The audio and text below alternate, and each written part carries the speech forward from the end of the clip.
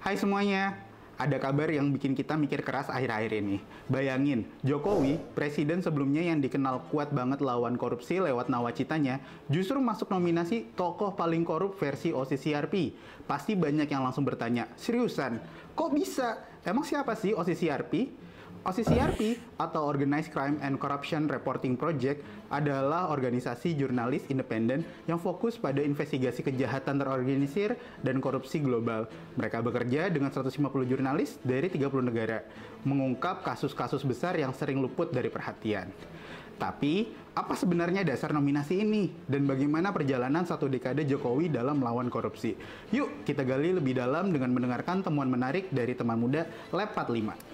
Kita mulai dari masa-masa awal Jokowi saat jadi presiden di 2014. Pas itu, gebrakannya di pemberantasan korupsi lumayan bikin optimis. Ingat gak waktu OTT KPK yang sering banget muncul di berita?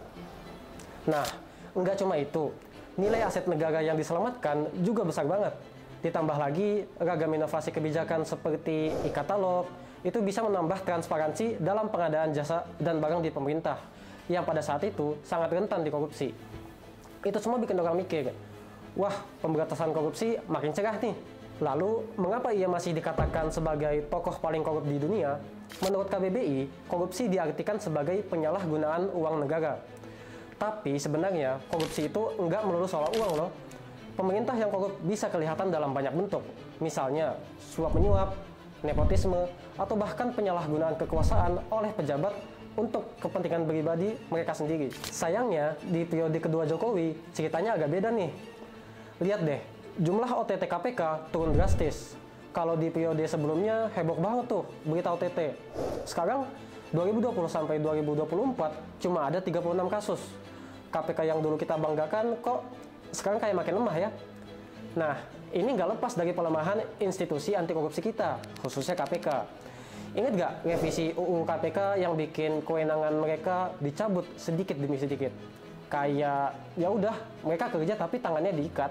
Belum lagi penyalahgunaan kekuasaan buat ngacak-ngacak institusi hukum. Contohnya, putusan MK nomor 90. Ini keputusan yang kontroversial banget karena dianggap melanggar konstitusi. Malah bikin banyak pihak curiga. Dan ini nggak kalah panas, nepotisme. Anak Jokowi jadi sorotan banget karena bisa maju jadi cawapres berkat putusan itu. Orang langsung mikir, ini keluarga mau bikin dinasti ya?